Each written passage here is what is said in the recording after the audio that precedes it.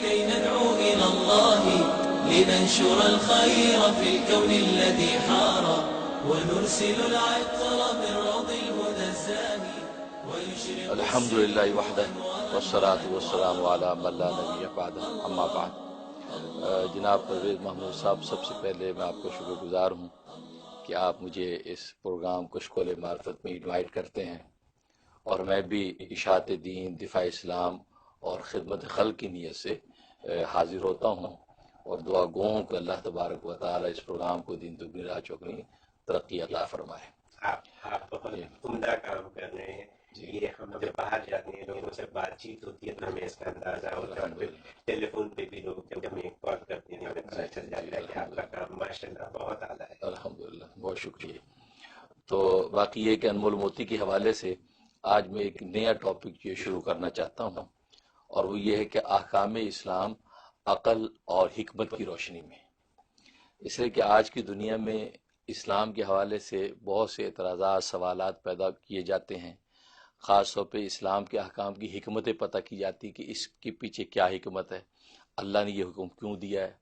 اگرچہ ایک مومن مسلمان کو تو اس کی ضرورت نہیں ہے، وہ تو یہ سوچتا ہے کہ اللہ اور اللہ کے رسول نے جب حکم دے دیا تو دیٹس اٹ، بس اس کے بعد ہمیں اس پر کسی منطقی دلیل کی حاجت نہیں ہے، بلکہ یہی ہمارے لیے سب سے بڑی دلیل ہے کہ اللہ نے قرآن میں حکم دے دیا، لہذا ہمیں اس کو فالو کرنا ہے، اور رسول اللہ صلی اللہ علیہ وسلم نے حدیث میں حکم دے دیا، بس ہمیں اس کو فالو کرنا ہے۔ لیکن چونکہ آپ جانتے ہیں کہ ایک نئی نسل، نیا دور، ایک ایجوکیشن کے حوالے سے ایک بالغ النظری روز بروز نظر آتی ہے،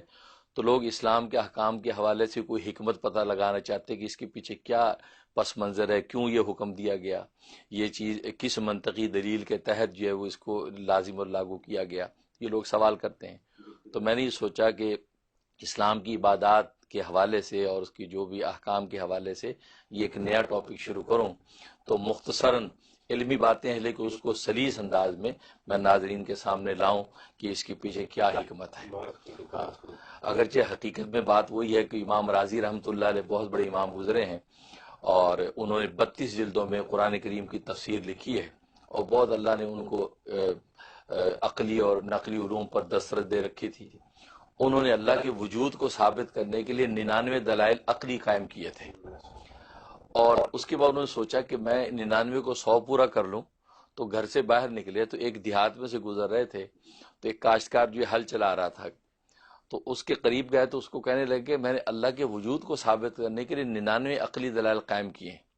تو تیری نظر میں اگر کوئی 100ویں دلیل ہے تو مجھے بتا تاکہ 100 پورے ہو جائیں۔ اس دیہاتی نے اپنا وہ جو ہے وہ ہل چلا رہا تھا، ہل کو روکا اور وہ ہل کا ڈنڈا اٹھایا اور امام راضی کے پیچھے دوڑا، امام راضی آگے آگے، وہ پیچھے پیچھے ڈنڈا لے کے، تو امام راضی چیخ رہا کہ ہاں بھائی مجھے 100ویں دلیل سمجھ میں آ گئی۔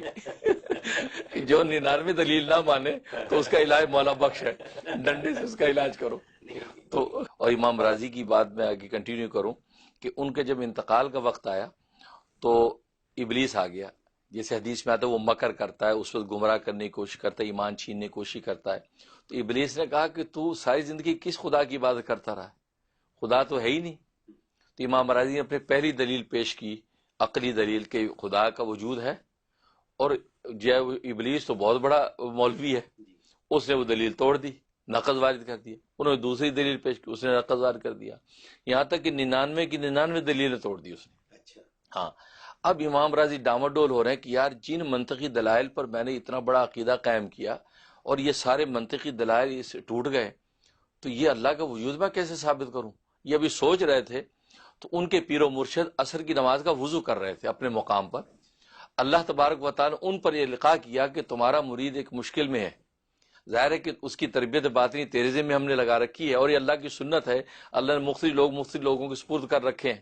جیسے اللہ نے اپنے کام کوئی جبرائیل کو دے رکھے ہیں، کوئی میکائیل کو، کوئی اسرافیل کو، کوئی اسرائیل کو، تو فرشتوں میں کام تقسیم کر رکھے ہیں۔ ایسی دنیا کے اندر اللہ نے اولیاء کاملین کے ذمہ کام لگا رکھے ہیں کہ بھی اس کی تربیت تمہارے ذمہ، اس کی تربیت تمہارے ذمہ۔ اب پیر و مرشد کو القاء ہوا کہ بھئی وہ تو مشکل میں تمہارا مرید۔ اب یہ وضو کر کے پانی ان کے ہاتھ میں تھا پیر و مرشد کے، انہوں نے یوں زمین پہ جھٹکا اور فرمایا کہہ دو کہ مانا بغیر دلیل کے،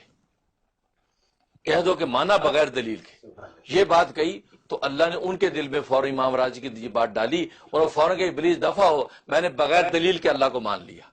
یہ کہا اور روح پرواز کر گئی، یعنی ایمان پر موت آئی۔ یعنی بات اصل میں ہے کہ کہہ دو کہ مانا بغیر دلیل کے، اللہ کو بغیر کسی دلیل کے ہم مانتے ہیں، یہ ایمان ہے۔ تو اصل تو یہی ہے مومن کی شان، اور اسی پر تربیت اولادوں کی بھی ہونی چاہیے۔ لیکن چونکہ آپ جانتے ہیں کہ یہ علم و منطق کی دنیا ہے، تعلیم کی دنیا، تو اس لیے میں نے یہ سلسلے کا آغاز کیا۔